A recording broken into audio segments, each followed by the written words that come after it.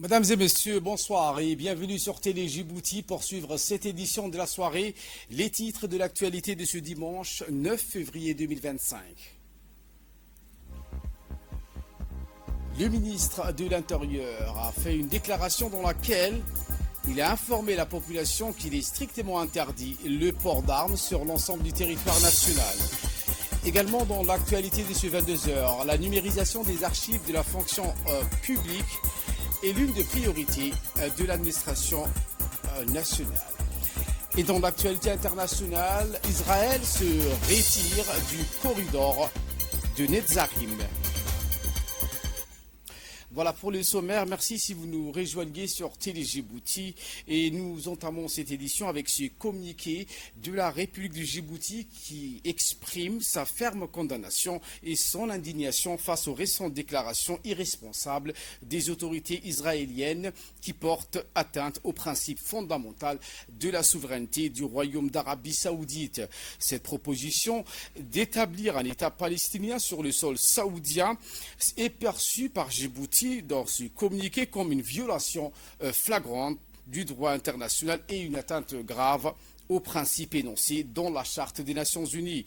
Notre pays donc appelle la communauté internationale à faire face avec détermination à ces provocations israéliennes et réaffirme par la même occasion sa totale solidarité à l'égard du Royaume frère d'Arabie Saoudite. Le pays s'assure de son soutien absolu face à toute atteinte à sa souveraineté et à toute menace à sa sécurité, sa stabilité et sa souveraineté. Dans ce communiqué, la République de Djibouti insiste également sur son rejet catégorique des appels et projets de déportation forcée du peuple palestinien frère de son territoire. Elle réitère donc sa position ferme et constante en faveur de la justice pour la cause palestinienne et des droits légitimes du peuple palestinien frère, en particulier son droit inaliénable à établir son État indépendant sur les frontières du 4 juin 67 avec Jérusalem pour capitale. Fin du communiqué. L'actualité de ce 22 heures, c'est aussi cette visite du président de l'Assemblée nationale, Dileita Mohamed Dileita, à Moscou. Une visite officielle du président de l'Assemblée nationale qui est arrivé dans la capitale de la Fédération de la Russie, à Moscou, pour une visite officielle qui se déroulera du 10 au 16 février prochain. À son arrivée à l'aéroport international de Moscou, M. Dileita, Mohamed Dileita a été chaleureusement accueilli par Yaroslav Nilov, président du groupe d'amitié Russie-Djibouti, ainsi que par M. Moussa Saïd Harbi, chargé des affaires de l'ambassade en Russie. Le président de l'Assemblée nationale est accompagné de délégations de parlementaires composées entre autres du député Mahmoud Hassan Farah, président du groupe d'amitié Djibouti-Russie, Abdurrahman Mohamed Allaleh, membre du groupe d'amitié Djibouti-Russie, et Mme Felsan Abdillahi Miguel, membre de la commission de défense. L'on note également la présence de Hadi Deberkali, membre de la commission des affaires étrangères, ainsi que M. Mohamed Daoud Youssouf, chef du protocole des relations internationales à l'Assemblée nationale. La visite de M. Dileita, Mohamed Dileita, s'inscrit dans le cadre du renforcement des relations bilatérales entre Djibouti et la Russie, ainsi que la promotion de la coopération parlementaire et diplomatique entre les deux nations.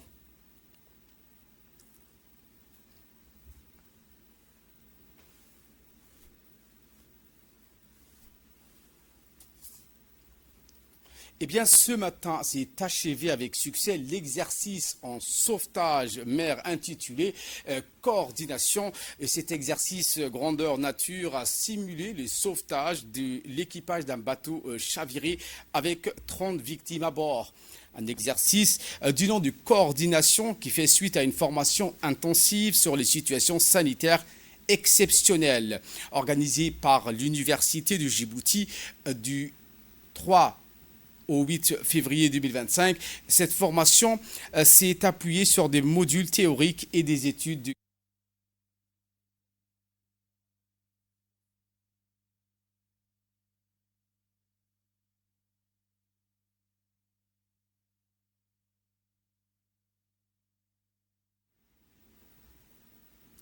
Eh bien, une formation qui s'est appuyée sur des modules théoriques et des études de cas pratiques a été animée par des experts français de renommée internationale tels que le professeur Pierre Carly de l'Université de Paris-Descartes et Dr Jean-Sébastien Marc du SAMU de Paris et le médecin général Alain Puy-des-Pins.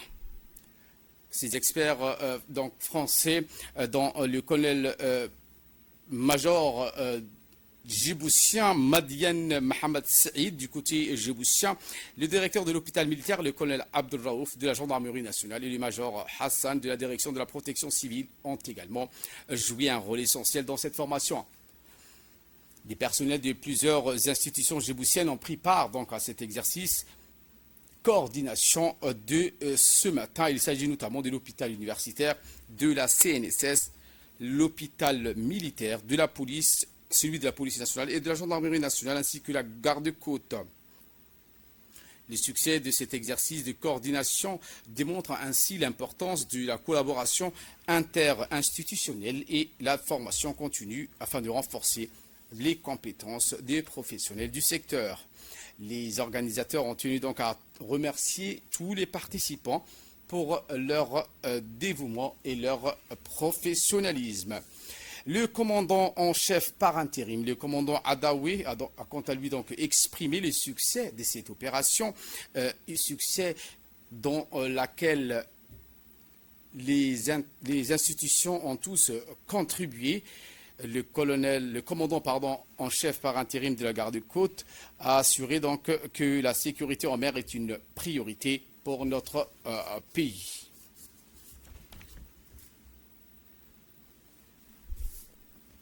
Le préfet de la ville de Djibouti a pour sa part exprimé cet exercice de sauvetage en mer qui est organisé en collaboration avec l'Université du Djibouti est une étape clé dans la coordination de nos capacités en réponse aux urgences maritimes. L'exercice a démontré non seulement l'efficacité du travail en équipe, mais aussi l'importance de la formation continue face aux défis du sauvetage maritime. Nous continuerons à soutenir ce type de formation qui contribue au renforcement des capacités et au développement des compétences locales dans les domaines du sauvetage et de la gestion de risques, a-t-il conclu ses propos.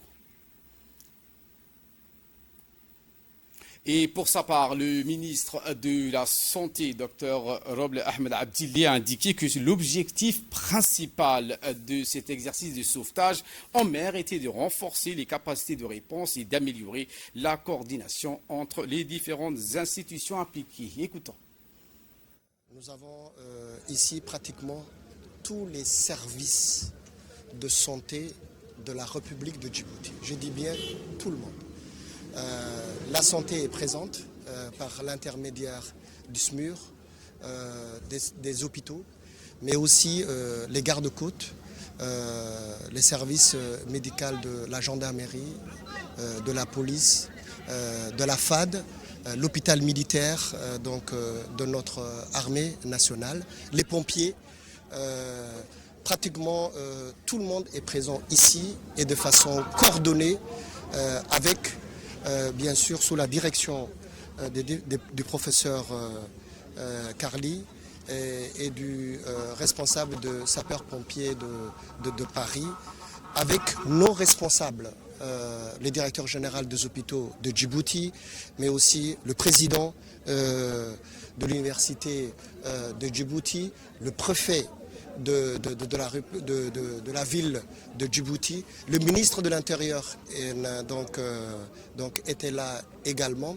Donc c'est un exercice national, sous bien sûr la coupole de la préfecture de Djibouti. Nous avons donc conduit ce matin cet exercice et c'était une simulation, donc une noyade, ça s'est déjà arrivé. Nous avons connu à plusieurs reprises des noyades en mer. Les gardes-côtes savent déjà faire, mais c'était une formation donc, pour améliorer et pour mieux coordonner donc, les actions. Je voudrais encore une fois remercier ici tous les parties prenantes de cet exercice-là, que ce soit l'Université de Djibouti, la préfecture de Djibouti, les cadres du ministère de la Santé, l'armée nationale, la police, tous nos corps, les gardes-côtes.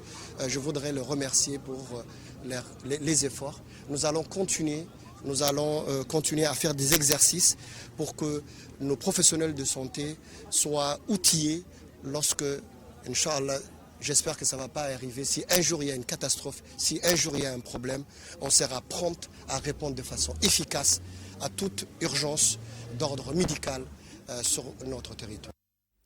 Et je vous le disais en titre, cette déclaration du ministre de l'Intérieur, Saïd Nouh Hassan, donc, qui a déclaré le port d'armes à feu est strictement interdit sur l'ensemble du territoire national afin de préserver la sécurité des citoyens. Écoutons la suite de ces déclarations. Mesdames et messieurs, chers compatriotes, dans le cadre de la sécurité publique, il est porté à la connaissance de la population que, conformément aux dispositions légales en vigueur, le port d'armes à feu est strictement interdit sur l'ensemble du territoire national. Cette interdiction est d'une importance capitale et constitue un délit punissable par la loi. La préservation de la paix publique et la sécurité des citoyens demeurent des priorités essentielles pour l'État. Dans le cadre de cette mesure, il est précisé notamment que les nomades se déplaçant pour le pâturage entre les pays frontaliers doivent impérativement déposer leurs armes au poste frontalier avancé avant d'entrer sur le territoire national.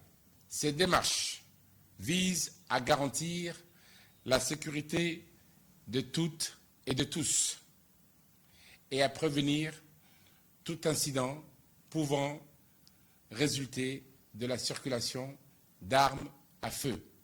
Les forces de défense et de sécurité seront mobilisées pour mener des opérations de contrôle sur tout le territoire. Ces opérations permettront d'identifier et d'arrêter tout individu portant illégalement une arme à feu. Les personnes arrêtées seront systématiquement traduites devant la justice, et ce, conformément aux lois en vigueur. Mesdames et messieurs, l'État s'engage à agir avec fermeté pour assurer la sécurité de la population et à protéger l'intégrité de la nation. Il est impératif que chaque citoyen prenne conscience de l'importance de respecter les lois en vigueur. La coopération et la vigilance de toutes et de tous sont nécessaires pour garantir un environnement sécurisé et paisible. Mesdames et messieurs, chers compatriotes, l'État réaffirme son engagement à garantir la sécurité de toutes et de tous et à maintenir l'ordre public sur l'ensemble du territoire national. Je vous remercie pour votre aimable attention. Eh bien, la numérisation massive des dossiers de la fonction publique, une priorité nationale, c'est un reportage que vous allez voir. Le ministère du Travail a entamé un chantier colossal, celui de la numérisation massive des dossiers de la fonction publique. Cette initiative, bien plus qu'un simple pas vers la modernisation technologique, représente un acte fondateur dans la préservation de notre mémoire collective et un changement radical dans la gestion des carrières administratives. En collaboration avec une équipe de la présidence, le processus de numérisation des archives du ministère du Travail s'inscrit dans une logique à la fois pratique et symbolique. Pratiquement, il vise à simplifier les procédures administratives tout en renforçant la sécurité des données. Symboliquement, il constitue un hommage aux générations de fonctionnaires qui ont bâti et soutenu l'édifice public djiboutien. Ces dossiers, inestimables de l'évolution des politiques publiques et du parcours individuel, sont aujourd'hui sauvés grâce à cette entreprise visionnaire.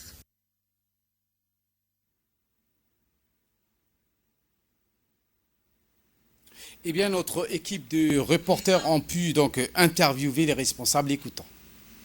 Les travaux de numérisation qui ont débuté aujourd'hui font partie du projet de modernisation des archives publiques dans le cadre de la dématérialisation qui a été initiée par la présidence de la République. Ces numérisations vont permettre de protéger non seulement les dossiers physiques contre l'usure, les pertes, mais vont également garantir un accès sécurisé et fiable à l'information. Donc, tout ceci a été rendu possible grâce au ministre du Travail qui a mis en place toutes les mesures nécessaires pour garantir la réalisation de ces projets. Ce programme initié par le secrétaire général du gouvernement vise à accompagner les institutions publiques désireuses de moderniser la gestion de leurs archives. Ce programme trouve sa genèse au sein de la présidence de la République en 2023 avec le déploiement de la plateforme nationale journalofficiel.dj et la dématérialisation des archives présidentielles. Fort du succès rencontré au sein de la présidence, le comité de pilotage qui est composé du secrétaire général du gouvernement, de la ministre de la Jeunesse et de la Culture et du directeur général de l'ANSSI ont sélectionné 3 institutions à forte volumétrie de documents pour l'année 2024. Donc il s'agit de l'Assemblée nationale, la primature et le ministère du Travail. Pour le ministère du Travail, il faut savoir que ce ministère se distingue par la gestion d'un fonds de documentaire considérable de plus de 22 000 dossiers relatifs aux agents de la fonction publique, représentant le volume le plus conséquent de l'institution. Donc face à l'impérieuse nécessité de préserver les documents sensibles et à caractère personnel, il a été décidé de prioriser la dématérialisation des dossiers et des ressources humaines de l'État, en particulier ceux des agents partant en retraite cette année. Eh bien, ce séminaire international sur la création d'un musée national à Djibouti, enjeux et défis en approche,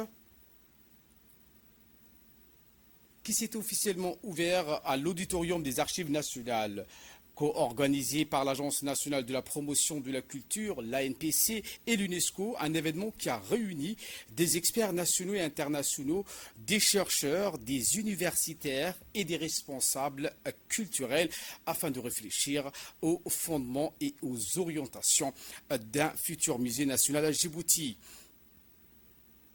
Une cérémonie d'ouverture qui a été marquée par le discours officiel de Mme Idil Ali Moussa, chef de la branche de l'UNESCO à Djibouti, et qui a mis en avant la nécessité d'un musée où l'histoire prend vie, où se forge un sentiment. Dans ces paysages, ces savoirs endogènes et ces objets patrimoniaux méritent un lieu de mémoire à la hauteur de sa richesse. Comme le rappelle la nouvelle définition du musée adoptée en 2022 par l'ICOM, les musées ne sont plus de simples lieux de conservation, mais des espaces vivants de dialogue, d'apprentissage et d'engagement citoyen. C'est dans cette vision que s'inscrit ce séminaire. Penser un musée qui soit non seulement une vitrine du passé, mais aussi un acteur du présent et un bâtisseur du futur. Le directeur général de l'ANPC donc, a ouvert ce séminaire avec un discours soulignant son importance pour la création d'un musée national à Djibouti. Écoutons. De ces séminaires marque une étape essentielle dans le processus de mise en place d'un musée national à Djibouti. Depuis plusieurs années, notre pays s'est engagé dans une démarche de sauvegarde et de mise en valeur de son patrimoine historique et culturel. Cette ambition répond à un double enjeu. D'une part, permettre à notre population, notamment aux jeunes générations, d'avoir accès à leur histoire et à leurs racines. D'autre part, offrir au monde une vitrine de la richesse culturelle djiboutienne et de son ancrage dans la corne de l'Afrique. Le présent séminaire nous réunit autour des questions fondamentales. Quelles sont les missions d'un musée national dans un contexte africain et djiboutien? Quelle approche adopter pour en faire un espace vivant, inclusif et pédagogique? Enfin, je tiens également à exprimer ma profonde gratitude à Madame la Ministre de la Jeunesse et de la Culture pour sa détermination et son soutien indéfectible à ces projets. Son engagement à mettre en place, en plus de musées thématiques et des sites mémorials, un musée national porteur d'un narratif national, construit dans le respect et le consentement des communautés djiboutiennes, est une contribution essentielle à la réussite de cette entreprise. La localité de Dalaïaef a été au cœur battant de la culture avec les traditions d'une soirée du 7 février dans le cadre de la première édition de la Biennale des danses folkloriques et des jeux traditionnels. Événement inédit qui a permis donc à la communauté de vibrer au rythme des chants traditionnels sublimés par des danses folkloriques qui ont transporté les publics dans un voyage émotionnel et culturel. La présence des autorités et acteurs culturels a mis en lumière l'importance de cette initiative dans la préservation et la promotion du patrimoine culturel local. La première édition de ce biennale des danses folkloriques et des jeux traditionnels a ainsi posé les bases d'un événement pérenne dédié donc à la promotion des arts et traditions de la région.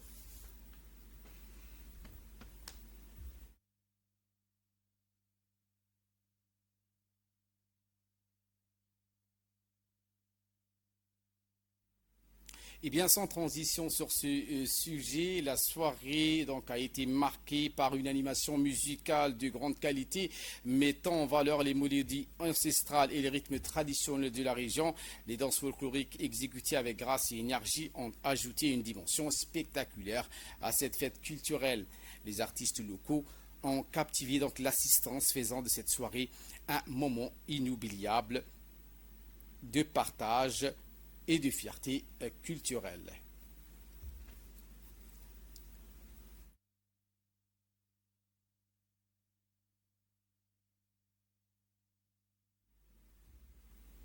Et bien après Hayou, donc c'est au tour d'Arta avec un tournoi cette fois-ci d'interservice d'Arta organisé par la sous-direction régionale. Elle s'est terminée en apothéose ce week-end au terrain de Sinhol, événement qui a réuni pendant 2 mois des équipes représentant divers secteurs administratifs et sociaux de la région d'Arta. Sacré vainqueur, donc c'est le lycée d'Arta face à l'Académie militaire mixte d'Arta sur un score retentissant de 3-0. Le match final a offert donc un spectacle riche en émotions marqué par des actions techniques.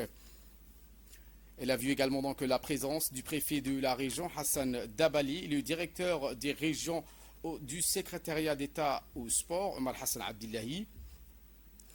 Les 2 hommes donc ont souligné l'importance de renforcer les liens intersectoriels à travers le sport, tout en annonçant la poursuite de cet événement comme un rendez-vous annuel incontournable pour la région.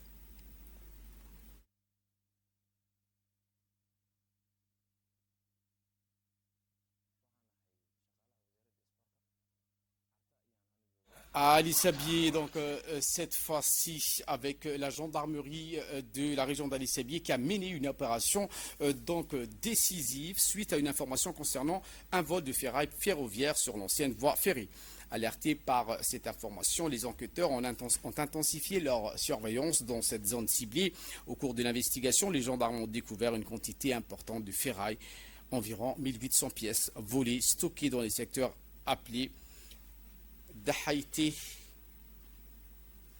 Ils ont pu donc identifier et surveiller les suspects impliqués dans cette activité illégale. Quelques jours plus tard, l'opération a porté ses fruits puisque 3 individus responsables accompagnés de 5 complices ont été arrêtés. Les personnes poursuivies ont été déférées devant le procureur adjoint où ils devront répondre de leurs actes.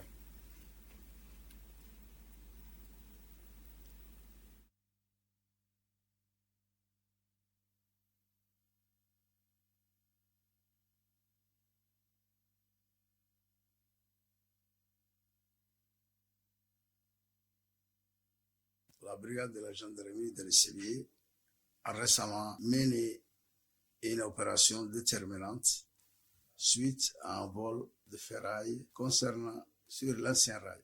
Les enquêteurs, alertés par ces informations, ont intensifié leur surveillance dans la zone ciblée. Au cours de leur investigation, les gendarmes ont découvert une quantité importante de ferraille, soit 1800 pièces volées entreposés dans le secteur de Dahiti. Grâce à une stratégie de suivi discrète, ils ont pu identifier et surveiller les suspects impliqués. Dans ce contexte, les investigations entreprises ont permis l'arrestation de 8 suspects qui ont été conduits devant le procureur de la République pour répondre à leur acte. À ce jour, le 4 février, l'ensemble des ferrailles a été remis par le directeur adjoint du service de l'OVD. Je lance un appel à la population rurale de rester vigilant et de signaler toute personne affichant un comportement malveillant. Autre opération, mais cette fois-ci menée par la douane, cette opération de saisie des 4 de contrebande qui a eu donc lieu à l'école militaire de l'armée de Hol-Hol. Les équipes mobiles des douanes, en collaboration avec les hommes en uniforme, ont démontré l'engagement indéfectible pour la préservation de l'intégrité économique nationale. Au cours de l'opération, les agents des équipes mobiles des douanes et de l'armée ont réussi à intercepter environ 14 colis de 4. La saisie a été suivie d'une action immédiate sur le terrain où les produits saisis ont été incinérés, affirmant ainsi la détermination du pays à éradiquer ce fléau de manière décisive.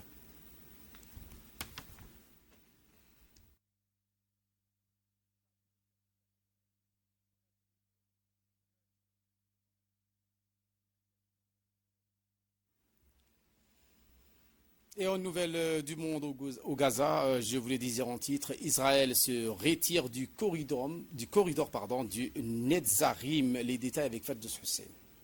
Israël s'est retiré du corridor de Netzarim au centre de Gaza au 22e jour de la mise en œuvre de l'accord de cessez-le-feu. 162e division de l'armée sera déployée près de la frontière et que l'évacuation de Netzarim signifie le retrait complet des forces israéliennes du nord de la bande de Gaza, et ce, conformément à l'accord du cessez-le-feu. L'armée israélienne est censée se retirer complètement du corridor qui traverse Gaza et autorise la libre circulation entre les parties sud et nord de la bande de Gaza. Ce corridor, qui abritait une colonie israélienne illégale entre 1972 et 2005, était considéré comme important pour les ambitions des colons israéliens de rétablir une colonie dans la région. Le ministère palestinien des Affaires étrangères a mis en garde contre le nettoyage ethnique. Voilà pour l'essentiel de ce 22h. Merci de votre fidélité. Restez avec nous. Le programme continue sur Télé Djibouti.